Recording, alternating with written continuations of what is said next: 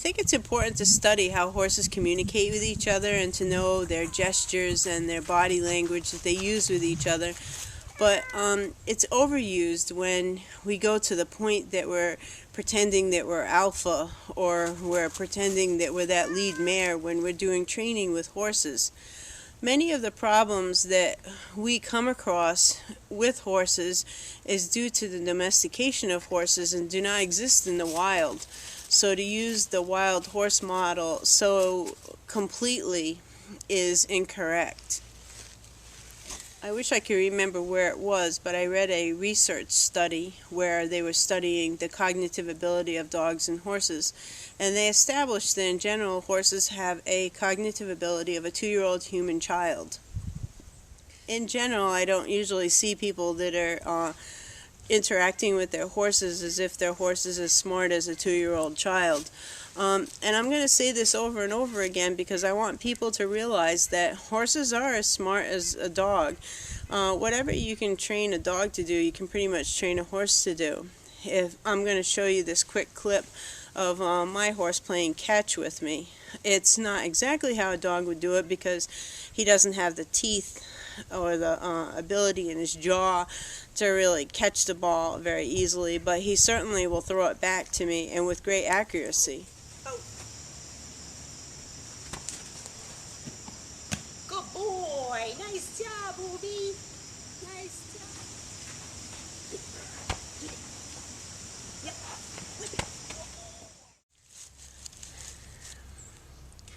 This is Candy. She's my German Shepherd Husky mix.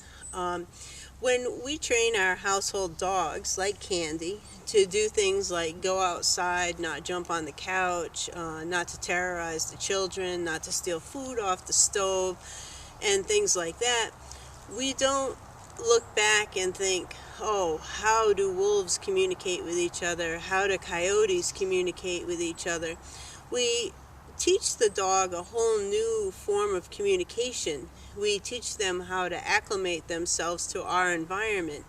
And while it's important to know what it means when a dog pricks its ears up like this and looks off in the distance like she's doing, or they growl, or the hair stands up on the back of their neck, or any of the number of things that they might choose to do, those things are important to know, but we don't have to pretend that we're a dog to train our dog to do what we want it to do.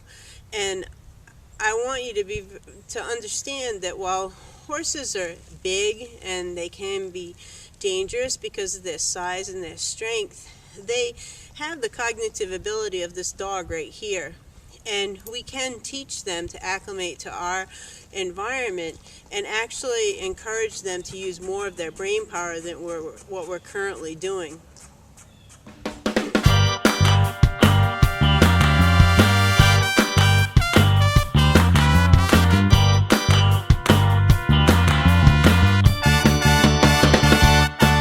I think one of the reasons why people don't generally view a horse as being as smart as a dog is because a dog has more opportunity to interact with us inside the house and the yard and so forth when we're not really interacting with it.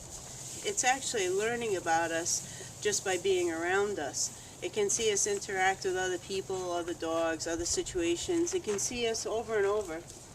All right.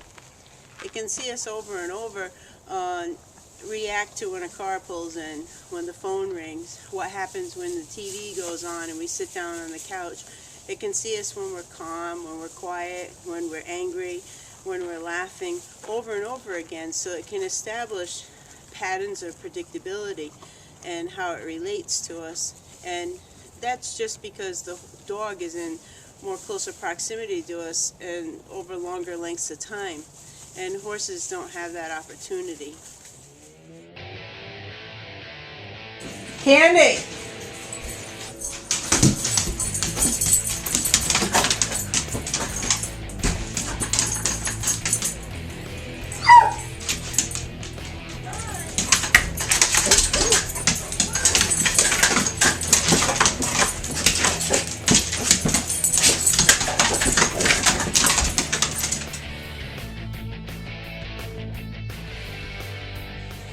Given that opportunity, Horses will do the same thing. I got him when he was 4 months old, and at grain time he would buck out and he'd kick and he'd buck around and carry on and race down to the barn, and it would make me laugh.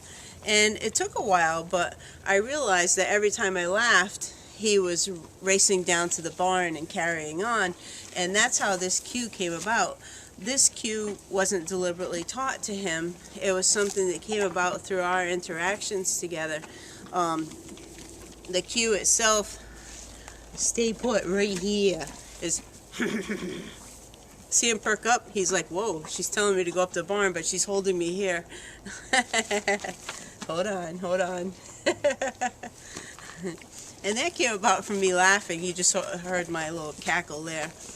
And that's an example of a horse learning as a dog learns in the house to relate with you without you actually teaching it a specific cue.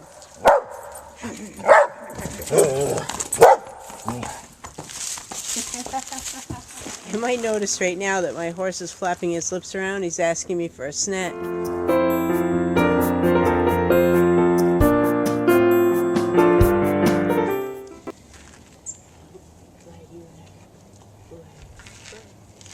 No. Run. International sign language symbol, all gone. I can make these claims because I spend enough time with this horse to know that it's true. I do something with him every day. Unless I'm sick or I'm going to be gone for the whole day, I always do something with him. I spend a lot of time with him.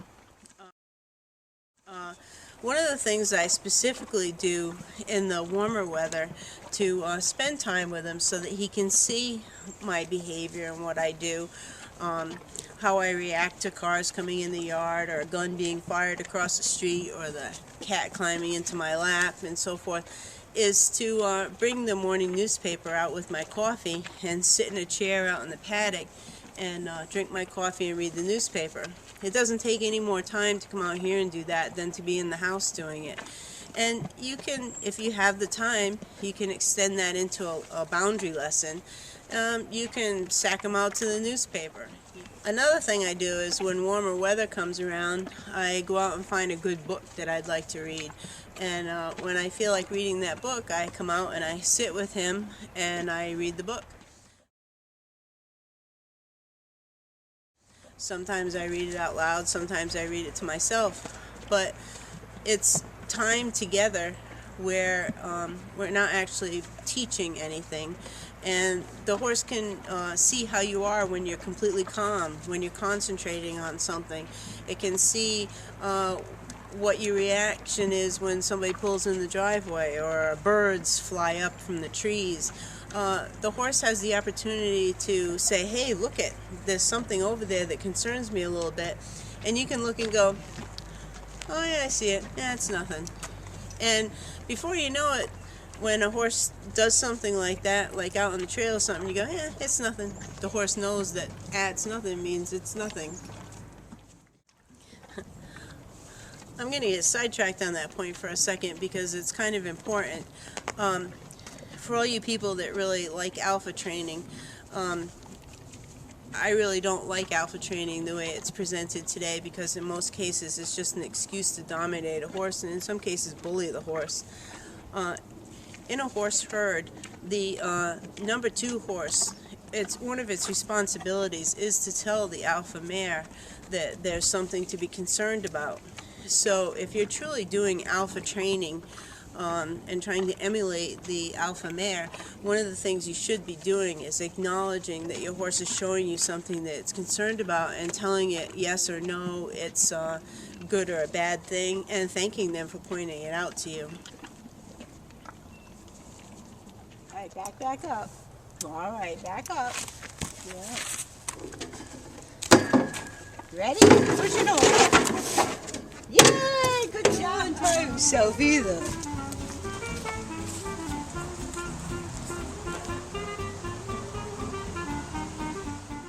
Bubby, can't take a drink. Yay! Good job.